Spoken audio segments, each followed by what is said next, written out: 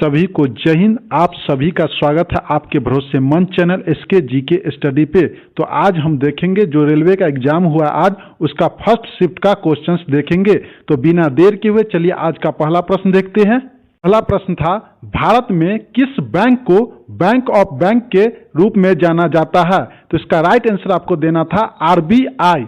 तो इस पर आधारित कुछ इंपोर्टेंट पॉइंट को देखते हैं। 1935 में स्थापित भारतीय reserve bank bank of bank है। इसी को बोलते हैं, आरबीआई को ही बोलते हैं, क्योंकि यह वित्त मंत्रालय के अधीन भारत के केंद्रीय बैंक है। तो इसका राइट आंसर आपको क्या देना था? आरबीआई। तो आपका राइट आंसर हो जाता। तो चलिए अगला प्रश्न देखते हैं। सबसे गर्म ग्रह कौन सा है? यह भी प्रश्न था। तो इसका राइट आंसर आपको देना था शुक्र सबसे गर्म ग्रह है। दैट मीन्स शुक्र सौरमंडल का सबसे गर्म ग्रह है। तो चलिए अगला प्रश्न देखते हैं। किस मुगल सम्राट को जिंदा पीर कहा जाता था? तो इसका राइट आंसर आपको देना था औरंगजेब को जिंदा पीर कहा जाता था। तो चलिए अगला प्रश्न देखते हैं। सीपीयू की स्पीड किस पर निर्भर करती है? तो इसका राइट आंसर आपको देना था क्लॉक स्पीड पर डिपेंड करता है। यह आपका सही आंसर हो जाता। तो चलिए अगला प्रश्न देखते हैं। एक प्रश्न था, निम्नलिखित में से किसने लंदन में सर विलियम हटकर्जन वायली की हत्या की थी? तो इसका राइट आंसर आपको देना था मदन लाल ढिंगारा। तो इस पर आधारित कुछ इंपोर्टेंट पॉइंट को देखते हैं। 1 जुलाई 1909 को लंदन में भारतीय क्रांतिकारी मदन लाल ढिंगारा ने कर्जन वायली की हत्या कर दी थी, जो लंदन में इंडिया हाउस के सदस्य थे। तो चलिए अगला प्रश्न देखते हैं। लोकपाल और लोकयुक्त अधिनियम 2013 कब से प्रभावित हुआ था? तो इसका राइट आंसर आपको देना था 16 जनवरी 2014। तो चलिए अगला प्रश्न देखते हैं। प्रश्न था, भारतीय संविधान का आर्टिकल 30 क्या है? तो इसका राइट आंसर आपको देना था, ये संविधान का आर्टिकल 30 देश में धार्मिक या भाषाई अल्पसंख्यकों को कई अधिकार देता है। यह आर्टिकल ही इन अल्पसंख्यकों को देश में शैक्षणिक संस्थाओं को स्थापना और प्रशासन के लिए अधिकार देता है। क्या? शैक्षणिक संस्थाओं की स्थापना प्रशासन के लिए अधिकार देता है। तो इसका राइट आंसर ये हो जाता है। तो चलिए अगला प्रश्न देखते हैं। प्रश्न था, वित्त वर्ष 2023 से 24 में भारत की जीडीपी वृद्धि दर कितनी रही? तो इसका राइट आंसर आपको देना था 8.2%। ये आपका राइट आंसर हो जाता। तो चलिए अगला प्रश्न देखते हैं।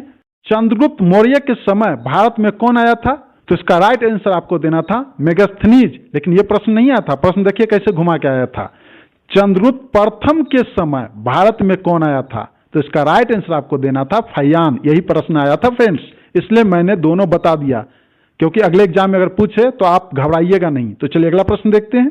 प्रश्न था, राष्ट्रीय मानवाधिकार आयोग का मुख्यालय निम्नलिखित में से कहां स्थित है? तो इसका राइट आंसर आपको देना था नई दिल्ली। तो इस पर आधारित कुछ इंपोर्टेंट पॉइंट को देखते हैं।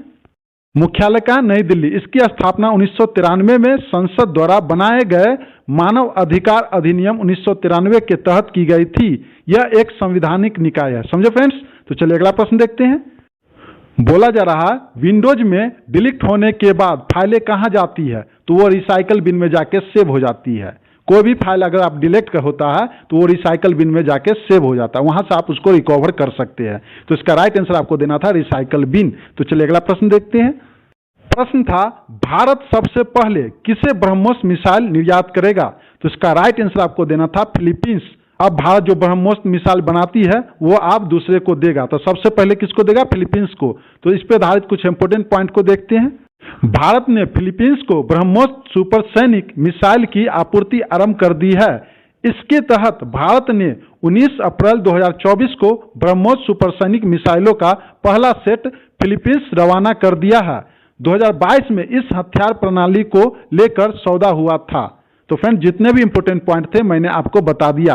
तो चलिए अगला प्रश्न देखते हैं। प्रश्न था, असम के बरफू गांव में उड़ीठी की स्थापना 2020 में गृह मंत्री अमित शाह द्वारा की गई थी। सेनापति किसका स्मारक है? तो इसका राइट आंसर आपको देना था सेनापति लचित बोरफुकन का था। समझे फ्रेंड्स? ये आपका राइट आंसर हो जाता। तो चलिए अगला प्रश्न देखते हैं। एक प्रश्न था, संविधान का अनुच्छेद 246 किससे संबंधित है? राइट आंसर आपको देना था अनुच्छेद 246 संघ और राज्यों के बीच शक्ति का विभाजन से संबंधित है। कौन? संघ और राज्य शक्ति के विभाजन से संबंधित है। यह 3 सूचियों संघ सूची, राज्य सूची और समवर्ती सूची में उनकी शक्तियों को वर्गीकृत करके संघ और राज्य की शक्तियों का अंकन करता है। समझे फ्रेंड्स? तो चलिए अगला प्रश्न देखते हैं। एक प्रश्न था, निम्नलिखित में से किसने 1831 के रामौसी विद्रोह का नेतृत्व किया था? तो इसको देना था उमाजी राजे। तो 10 पॉइंट को देखते हैं। 1831 के रामौसी विद्रोह का नेतृत्व उमाजी राजे नायक ने किया था। समझे फ्रेंड्स? तो चलिए अगला प्रश्न देखते हैं। एक प्रश्न था, विदर्भ ट्रॉफी जिसे हम रणजी ट्रॉफी भी कहते हैं, किससे संबंधित है? समझे? वहां पर सिर्फ आपको विदर्भ ट्रॉफी बोला था, हम यहाँ पे रणजी ट्रॉफी समझा दिए अच्छे से कि क्या होता है, नेक्स्ट एग्जाम में कहीं पूछ दे तो इसका राइट आंसर आपको देना था क्रिकेट। तो चलिए अगला प्रश्न देखते हैं। प्रश्न था, विटामिन ए की कमी से कौन सा रोग होता है? तो इसका राइट आंसर आपको देना था रतौंधी। तो फ्रेंड्स, जितने भी प्रश्न हमको मिले मैंने आपको एक एक करके बता दिया।